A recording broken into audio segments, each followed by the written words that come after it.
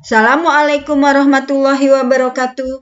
Jumpa lagi dengan Ibu Nurhayati dalam pembelajaran biologi. Kali ini Ibu akan melanjutkan tentang sistem indera. Pada video Ibu sebelumnya, Ibu telah membahas tentang mata dan hidung.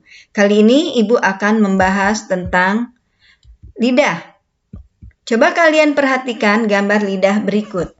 Lidah sebagai indera pengecap memiliki kemoreseptor berupa kuncup pengecap. Kuncup pengecap terdapat pada papila lidah, palatum atau langit-langit lunak, epiglotis, dan faring. Papila lidah dapat dibedakan menjadi 4 macam berdasarkan bentuknya, yaitu sebagai berikut. Papila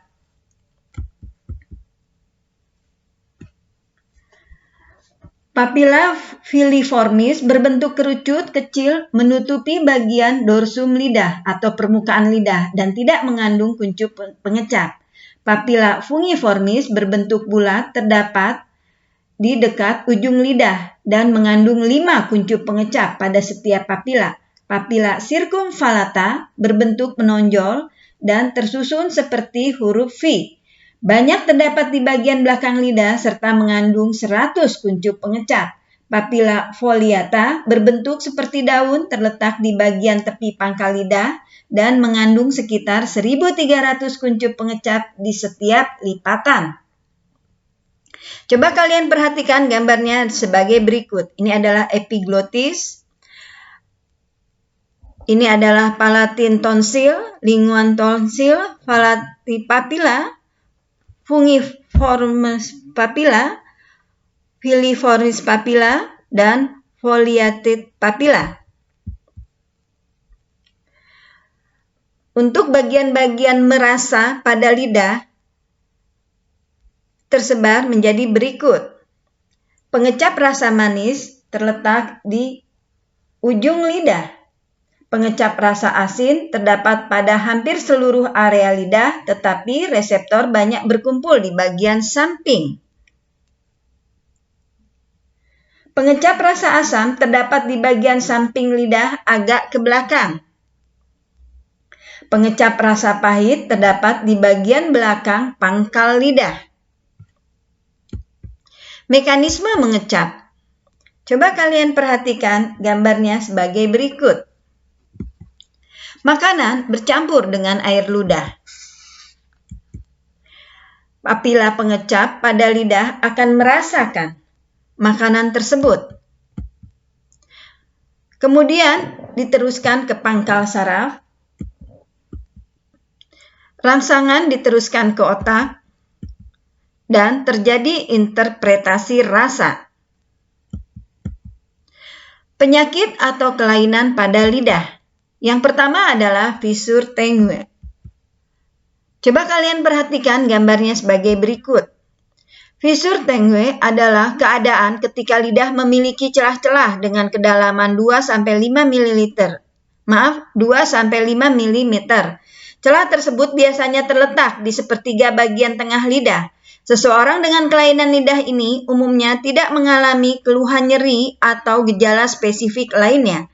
Meski umumnya terjadi secara normal, fissure tengue juga dapat menjadi gejala dari sindrom Melkersson, Rosenthal, dan sindrom Down, dan efek samping dari obat-obat terapeutik. Quetted tengue adalah gangguan lidah, keadaan ketika permukaan lidah tertutup dengan selaput putih. Selaput ini merupakan hasil dari penumpukan bakteri, jamur, serta sel-sel mati yang terjebak dalam tonjolan papila lidah. Quetted tengue bisa menjadi salah satu dari gejala-gejala berikut, seperti gangguan pernafasan, gangguan pencernaan, kelainan metabolisme tubuh, gangguan psikologis, serta efek samping dari obat-obatan. Hairy tengue atau juga dikenal dengan sebutan black tengue adalah keadaan papila lidah yang mengalami berbagai kondisi berikut. 1. Pembesaran, perubahan warna menjadi kuning, oranye, hijau, coklat, atau hitam. Tertutup selaput, kasar, atau terlihat seperti berambut. Penyakit lidah hairy tengue ini dapat terjadi akibat pertumbuhan bakteri dan jamur di lidah yang tidak terkontrol dengan baik. Keadaan ini dilatar belakangi oleh dehidrasi, diabetes mellitus, penggunaan obat kumur secara berlebihan, efek samping, obat golongan antibiotik, operasi, kemoterapi, dan lainnya. Yang keempat adalah telinga. Telinga berfungsi sebagai indera pendengar yang mampu mendeteksi gelombang bunyi atau suara serta berperan penting dalam keseimbangan dan menentukan posisi tubuh. Struktur dari telinga. Coba kalian perhatikan gambarnya sebagai berikut. Telinga ini dibagi menjadi 3 bagian, yaitu telinga bagian luar, telinga bagian tengah, dan telinga bagian dalam. Telinga bagian luar terdiri dari daun telinga, liang telinga, dan membran timfani. Sedangkan telinga bagian tengah, yaitu rongga berisi udara, yang terletak di dalam ruang temporal meliputi bagian-bagian sebagai berikut. Tabung Acacius menghubungkan telinga tengah dengan faring dan berfungsi menyeimbangkan tekanan udara pada kedua sisi membran timfani. Tabung ini biasanya tertutup, tetapi dapat terbuka saat menguap, mengunyah, dan menelan. Ossicle auditory meliputi 3 tulang pendengaran, yaitu tulang martil, landasan, dan sanggurdi. Tulang pendengaran berfungsi mengarahkan getaran dari membran timfani ke tingkap oval yang membatasi telinga bagian tengah dengan telinga bagian dalam.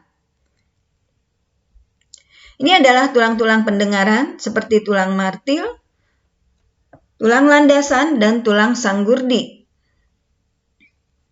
Kemudian telinga bagian dalam terletak di dalam tulang temporal yang terdiri atas 2 bagian, yaitu labirin tulang dan labirin membranosa.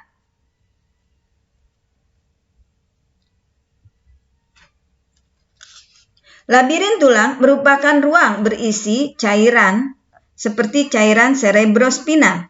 Labirin tulang terbagi menjadi 3 bagian, yaitu vestibula, canali semicularis, dan koklea.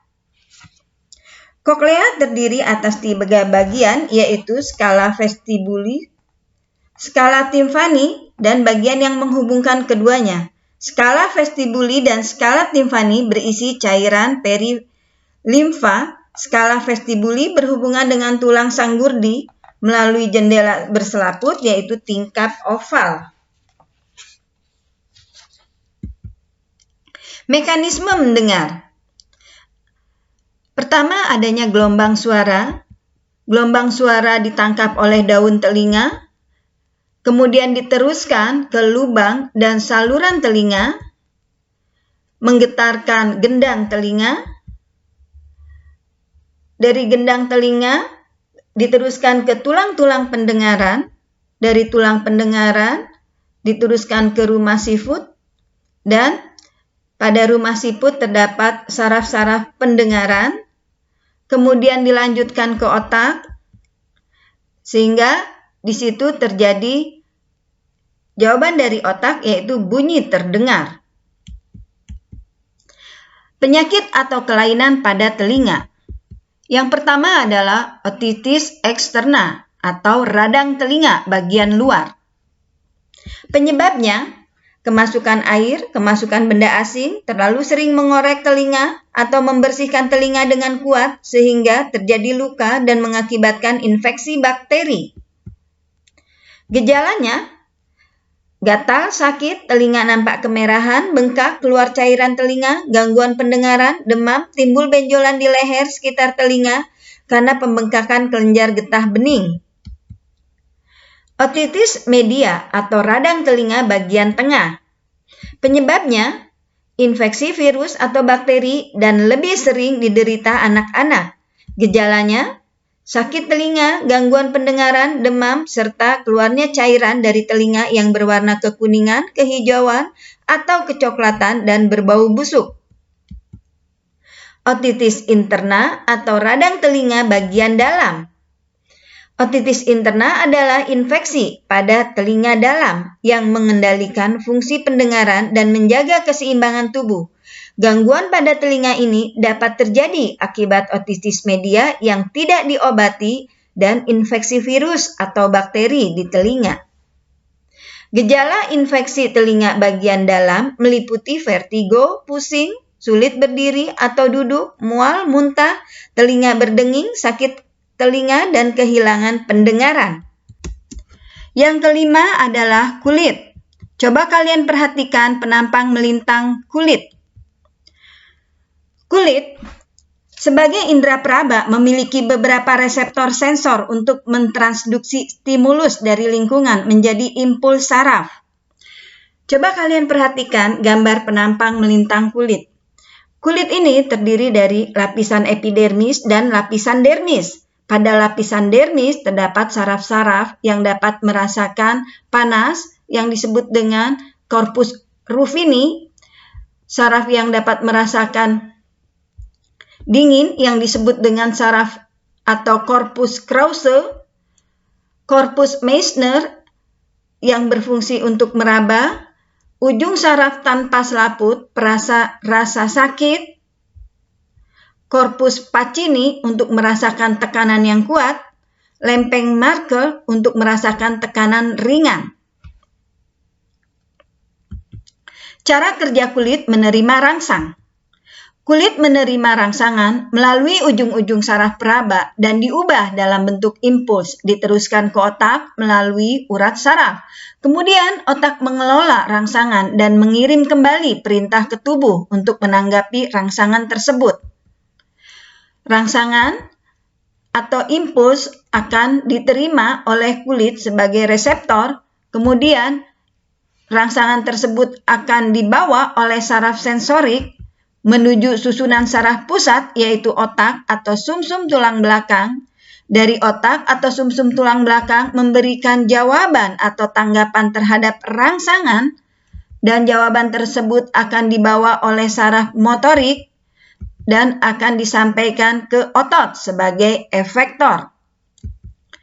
Demikianlah penjelasan yang bisa Ibu berikan. Semoga bermanfaat dan semoga kalian dapat memahaminya. Terima kasih. Assalamualaikum warahmatullahi wabarakatuh.